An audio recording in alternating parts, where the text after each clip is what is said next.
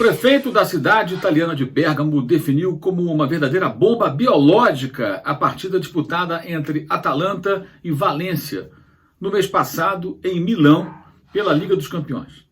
Para você entender muito bem, caso não esteja acompanhando esse episódio mais atentamente. O Atalanta, a equipe de Bérgamo, disputa a Liga dos Campeões. Isso não faz parte da rotina dessa equipe, que vive um momento, esse clube vive um momento muito acima de sua média histórica, fazendo boas campanhas no campeonato italiano da primeira divisão, a Série A, e conseguindo em campo a qualificação para o principal torneio internacional de clubes da Europa.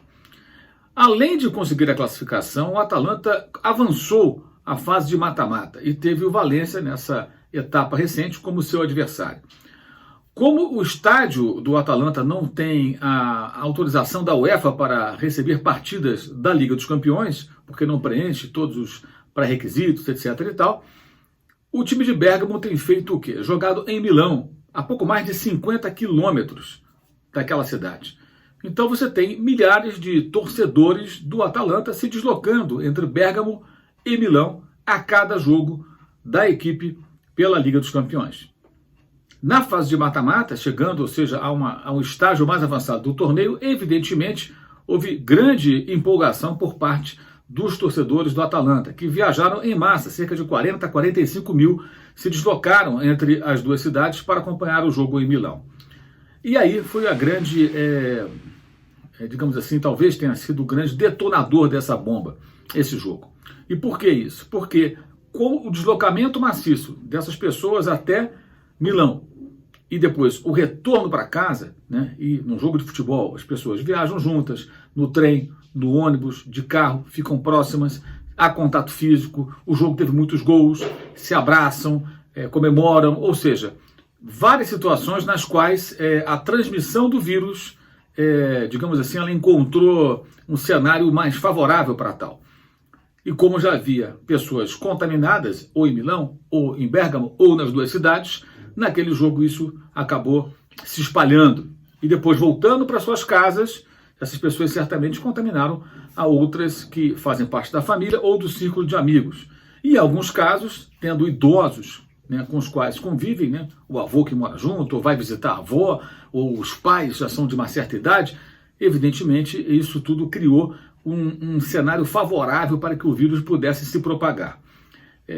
A história ela é muito verossímil, a tese, melhor dizendo, é muito verossímil, faz todo sentido. E quando o prefeito fala sobre isso, nós vemos a importância da paralisação do futebol em dado momento, aqui no Brasil e também lá fora.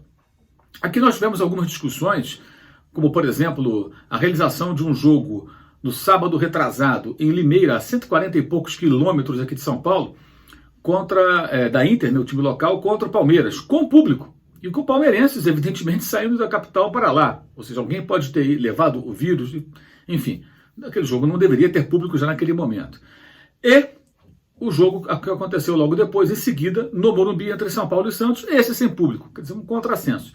E mais ainda, o caso que mais chamou a atenção, a partida do Flamengo, no sábado, no mesmo dia desses dois jogos, pelo Campeonato Carioca contra a Portuguesa no Maracanã. Sem público, mas a partida aconteceu. E aí vem a grande questão. Havia uma forte suspeita, ainda bem, dos exames feitos, os jogadores do Flamengo, nenhum deles deu positivo, mas na véspera desse jogo aconteceu o exame com todos os atletas e demais profissionais do departamento de futebol do Flamengo, os dirigentes também. E por que isso? Porque Maurício Gomes de Matos, um dos vice-presidentes do Flamengo, contraiu o coronavírus. Então houve o exame com todo o pessoal do futebol do Flamengo.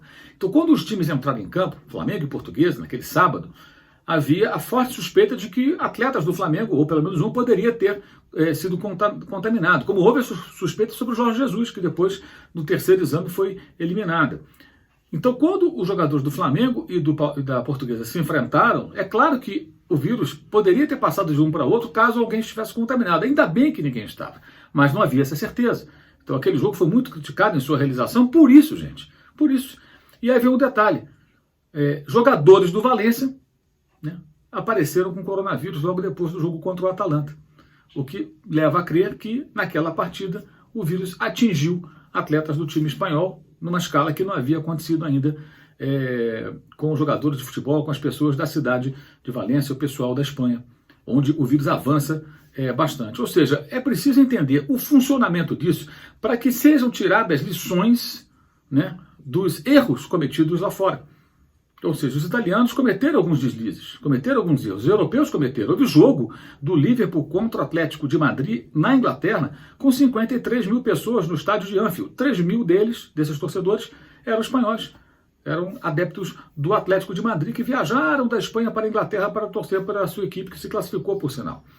Então, esses erros cometidos aqui e ali na Itália, na Europa em geral, eles devem realmente pautar as decisões aqui tomadas, sem alarmismo, com equilíbrio, com tranquilidade. Aliás, sugiro que você veja o meu outro vídeo gravado especificamente sobre a fala do presidente Jair Bolsonaro na noite da terça-feira, né?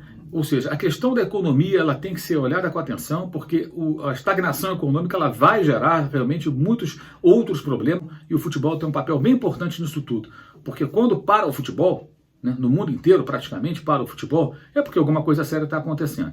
Mas é preciso também que as pessoas tenham muito bom senso para tomar as decisões corretas e cobrar dos governantes que façam exatamente isso. Saudações.